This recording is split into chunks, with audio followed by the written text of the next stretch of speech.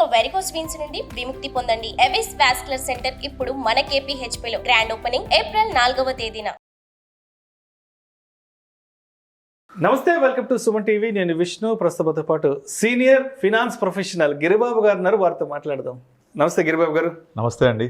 Sir Giribabu గారు, ముందుగా మీకు క్రోధినామ తెలుగు నూతన సంవత్సర ఉగాది శుభాకాంక్షలు. సో ఉగాది అంటేనే ఒక కొత్త వసంతం, నవ వసంతం, నూతన ఆరంభం. సో ఉగాది అనగానే మనందరికీ గుర్తువచ్చేది షడ్రుచుల సమ్మేళనంతో కూడిన ఉగాది పచ్చడి అండ్ అదేవిధంగా పంచాంగ శ్రవణం. సో ఈ రెండు తప్పకుండా ఉగాది రోజున పాటించాలంటూ కూడా మన పూర్వీకులు, మన పెద్దలు ఎప్పటి నుంచో చెప్తుంటారు. సో ఈ షడ్రుచుల సమ్మేళనంతో కూడిన ఉగాది పచ్చడి ఏదైతే ఉందో, అంటే తీపి, వగరు, పులుపు, కారం, సో ఇవన్నీ కలిపి మనం దీన్ని సమపాలలో తయారు చేసుకుని స్వీకరిస్తాం. సో దీంట్లో ఏదైనా సరే మోతాదు ఎక్కువైందంటే అందరూ స్వీకరించడానికి అది ఆమోదయోగ్యంగా ఉండదు ఆ ఉగాది పచ్చడి అనేది. సో అదేవిధంగా దీన్ని మన పెట్టుబడులకి కనుక అన్వయించుకుంటే, మన పోర్ట్ఫోలియోకి కనుక అన్వయించుకుంటే, మరి మన పోర్ట్ఫోలియో డైవర్సిఫికేషన్ అనేది ఏ విధంగా ఉండాలి, అండ్ అంటే ఏ పెట్టుబడికి అంటే ఎంతెంత సమపాలలో ఉండాలి అంటారు మన పోర్ట్ఫోలియో అసలు?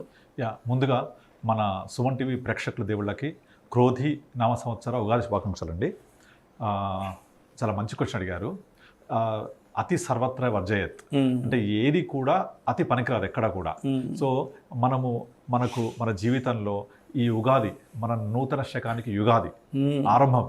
అలా ఎలాగైతే మన లైఫ్ని స్టార్ట్ చేసేటప్పుడు మనము కొత్త ఉత్సాహంతో ముందుకెళ్తామో, ఈ ఉగాది నాడు కనుక ఆ ఉత్సాహంతో మనం ప్రారంభిస్తే మన లైఫ్ జీవించినంత కాలం చాలా హ్యాపీగా ఉంటుంది.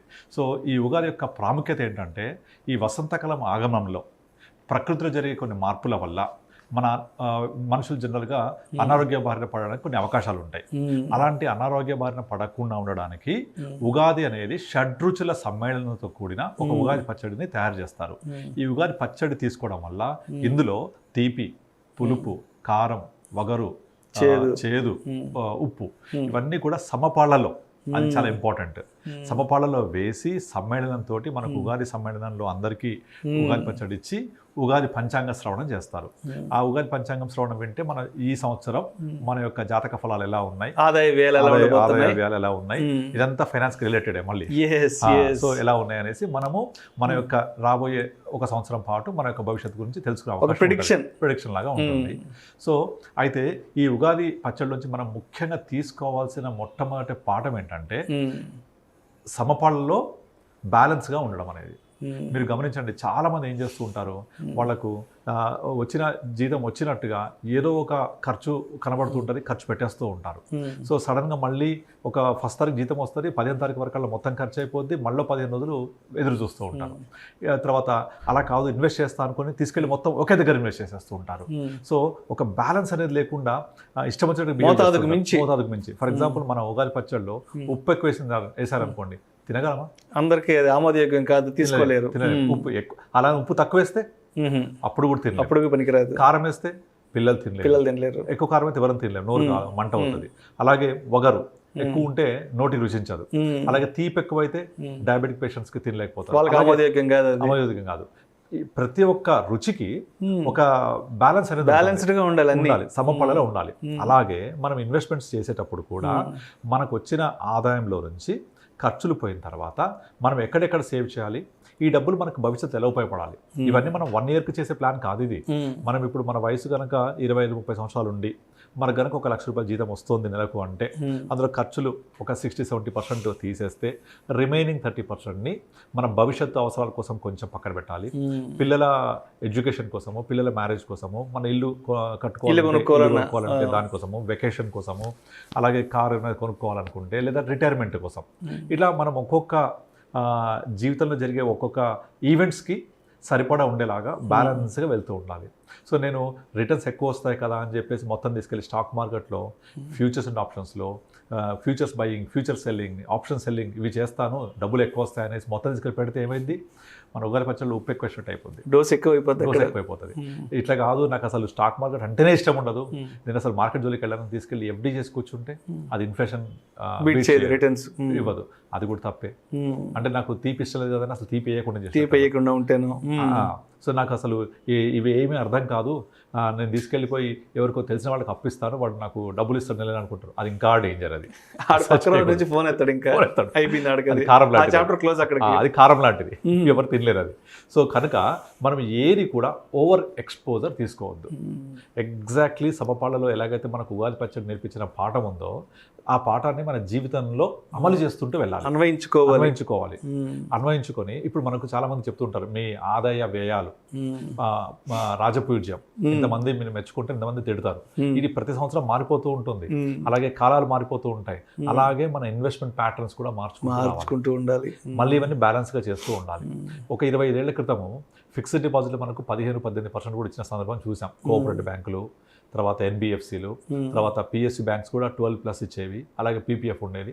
అక్కడ అందరూ హ్యాపీగా ఇన్వెస్ట్ చేస్తూ వచ్చారు. ఇప్పుడు అది పరిస్థితి లేదు, 6 to 7 వచ్చేసింది. కనుక అందులో ఉండే పోర్షన్ ఆఫ్ సేవింగ్స్ తగ్గించాలి. ఎఫ్డీస్ మనం దేనికోసం తీసుకోవాలి? ఓన్లీ ఎమర్జెన్సీ కోసం, నాకు ఇమీడియట్లీ అవసరం ఉంటుంది అనేది మనం బ్యాంక్లో కొన్ని పెట్టుకోవాలి. అలాంటి వాడు మనం పెట్టుకోవచ్చు బ్యాంక్లో. మొత్తం తీసుకెళ్ళి అక్కడ ఇదివరకు 25 ఏళ్ల క్రితం చేసినట్టుగా ఇప్పుడు చేయొద్దు. సో 25 ఏళ్ల క్రితం అది కరెక్ట్, కానీ ఇప్పుడు అది కరెక్ట్ కాదు. కనుక కాలానుగుణంగా మార్చుకుంటూ రావాలి కదా. అప్పుడు పరిస్థితులకి అప్పుడు అది కరెక్ట్, అది రైట్ ప్రోడక్ట్. ఇప్పుడు కాదు.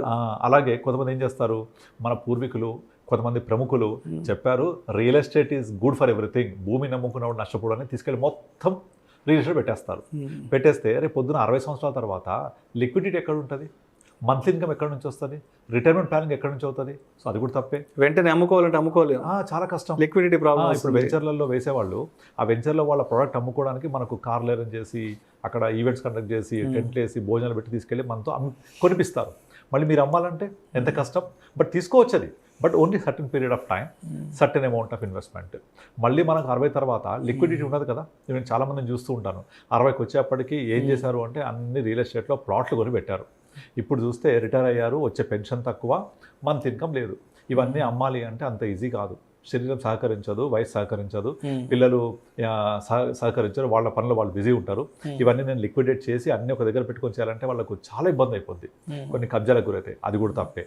అంటే మనము ఉగాది పచ్చడిలో చేదు ఎక్కువేసినట్టు చేయకూడదు కదా. వేప పువ్వుకి ఎంత విలువ ఉంది, చేదు శరీరానికి ఎంత మంచిదో తగు మోతాదులో, పెరిగితే అంత చెడ్డది కూడా. కనుక ఆ సమపాలు అనేది ఇట్లా కూడా మిస్ అవ్వద్దు మనం. సో ఫిక్స్డ్ డిపాజిట్ ఏ కాలంలో ఎలా ఉంటే అలా చేసుకుంటూ రావాలి. అలాగే మనం స్టాక్ మార్కెట్ని తప్పకుండా కన్సిడర్ చేయాలి by investment into mutual funds. ఎలాగంటే స్టాక్ మార్కెట్కి వెళ్ళామనుకోండి, మనకి ఏ షేర్స్ కొనాలి, ఎప్పుడు కొనాలి, ఎప్పుడు అమ్మాలి తెలియదు. ఈ పిఎంఎస్ అని కొత్తగా చెప్తున్నారు ఇప్పుడు, చాలా కాస్ట్లీ అది, 50 lakhs minimum investment. AIF we don't understand that, very difficult, very tough. అలాగే స్మాల్ కేస్ అని కొత్తగా చెప్తున్నారు. ఇది కూడా స్టాక్ మార్కెట్కి ఒక రూపం ఇది కూడా. బట్ మార్కెట్ పడ్డం జరిగితే ఇవన్నీ విపరీతమైన లాస్ట్కి వెళ్ళిపోతాయి. అది మనం రైట్ టైంలో రెస్క్యూ చేయకపోతే మళ్ళీ అవసరమైనప్పుడు తీయాలంటే చేతులు కాలుతాయి. So that is wrong. అలా కాకుండా మ్యూచువల్ ఫండ్స్లో డిఫరెంట్ కేటగిరీస్ ఉంటాయి. హ్యాపీగా ఇన్వెస్ట్ చేసుకుంటూ వస్తే మీకు కావాల్సిన 12-15% హ్యాపీగా మనం చేసుకోవచ్చు. సో అక్కడ అది బ్యాలెన్స్ చేసుకోవాలి. సో అంతేగాని స్టాక్ మార్కెట్లో రిటర్న్స్ వస్తాయి కదా అని ఎవరో చెప్పారని మొత్తం తీసుకెళ్ళి పెట్టేస్తూ ఉంటారు. ఇంకా విచిత్రం ఏంటంటే ఇప్పుడు ప్రజెంట్ ఇండియాలో డిమాట్ అకౌంట్స్ కంటే క్రిప్టో కరెన్సీ అకౌంట్స్ ఎక్కువైపోయాయని వచ్చింది. సో అండ్ సెబీ చెప్తోంది 90% people are losing money. So again ఇవన్నీ కూడా ఎప్పుడు జరుగుతున్నాయి? బ్యాలెన్స్ తప్పడం వల్ల. కనుక ఈ ఉగాది నుంచి ప్రతి ఒక్కళ్ళు ఒక balance of life, balance of investment, balance of payments, ఇవన్నీ కూడా బ్యాలెన్స్ చేసుకుంటూ వెళ్ళాలి. ఇది మన ఆరోగ్యానికి మంచిది, ఆర్థికానికి మంచిది, మనం ఆర్థికంగా నిలదొక్కుకోవడానికి మంచిది, మన కుటుంబానికి మంచిది, అందరికీ మంచిది. ఇప్పుడు కొంతమందిని చూస్తూ ఉంటాం, అరే వాడికేంట్రా, వాడు పెట్టి పుట్టాడు, వాడు ఎప్పుడు ఇబ్బందుల్లో ఉన్నాడు, ఎప్పుడు పర్ఫెక్ట్గా ప్లాన్ చేస్తూ ఉంటాడు, వాడికేంటి అని కొంతమంది చెప్తూ ఉంటారు, చూస్తూ ఉంటాం. వీళ్ళందరూ ఏం చేశారంటే వాళ్ళ యొక్క లైఫ్ బిగినింగ్ నుంచి, అంటే నవయుగాది నుంచి, ఆ నవయుగాది నుంచి వాళ్ళ జీవితం ప్రారంభం నుంచి వాళ్ళ యొక్క ఫస్ట్ శాలరీ నుంచి అలా ప్లాన్గా చేస్తూ ఉంటారు. మన పేరెంట్స్ కూడా మీరు గమనించండి, ఎవరికైనా మన ఇంట్లో కొత్తగా ఉద్యోగంలోకి వస్తే అరే వీడికి ఉద్యోగం వచ్చింది, ఒక పాలసీ తీపిచ్చారు వీటితోటి అని చెప్తూ ఉంటారు. ఎందుకంటే పాలసీ తీపిచ్చేస్తే ఇంకా లైఫ్ లాంగ్ కట్టుకుంటూ ఉంటాడు, ఓ 30 years 25 years వరకు, అంటే ఒక బాధ్యత అలవడుతుందని. ఇక్కడ ఆ ప్రోడక్ట్ రైటా రాంగా క్వశ్చన్ కాదు, అతనికి ఆ బాధ్యత అనేది అలవడాలి అనే వాళ్ళ ఉద్దేశం. అఫ్ కోర్స్ తర్వాత అర్థమైంది, అది వాళ్ళు ఇన్సూరెన్స్ పాలసీ కట్టిపిస్తున్నారు, అది కరెక్ట్ కాదు, రిటర్న్స్ పే ఇచ్చేది అర్థమై వీళ్ళు రిఫండ్ వీళ్ళు దాన్ని సరెండర్ చేసేస్తారు. That's different story. కానీ పెద్దవాళ్ళు మనకి ఎప్పుడు ఇది చెప్పడానికి ప్రయత్నం చేస్తూ ఉంటారు. ఆ పెద్దవాళ్ళలాగా మనకు ఉగాది అనేది కూడా మనం నేర్పిస్తూ ఉంటుంది. మీరు ఈ ఉగాది నాడు అందరూ కూడా వాళ్ళ యొక్క ఫైనాన్షియల్స్ ఎలా ఉన్నాయి, వాళ్ళ యొక్క ఇన్వెస్ట్మెంట్ ప్యాటర్న్ ఎలా ఉంది, అందరూ వాళ్ళ యొక్క పోర్ట్ఫోలియో చెక్ చేసుకొని నాకు ఫిక్స్డ్ డిపాజిట్ ఎంత ఉంది, ఎమర్జెన్సీ ఫండ్ ఎంత క్రియేట్ చేసుకున్నాను. ఎమర్జెన్సీ ఫండ్ అంటే అది ఎప్పుడు ఉపయోగపడాలని కోరుకోవద్దు మనం, కానీ ఎమర్జెన్సీ ఫండ్ అనేది కొంచెం ధైర్యం ఇస్తుంది. నాకేం ప్రాబ్లం లేదు, ఏదైనా సమస్య ఉంటే నా దగ్గర డబ్బులు ఉన్నాయి.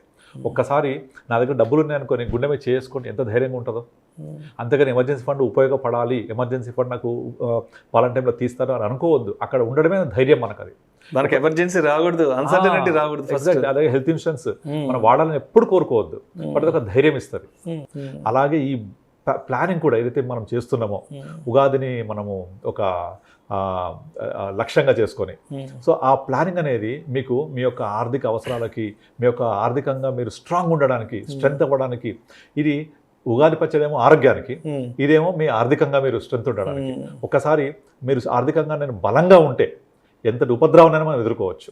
సో కొంతమందికి ఇమ్యూనిటీ పవర్ బాగుంటుంది, అంటే ఏదైనా సడన్గా ఇన్ఫెక్షన్స్ లాంటి కూడా బాడీ హీల్ చేసుకుంటుంది. ఇదంతా ఎక్కడి నుంచి వస్తుంది? ఇలా బ్యాలెన్స్గా బిహేవ్ చేయడం వల్లనే.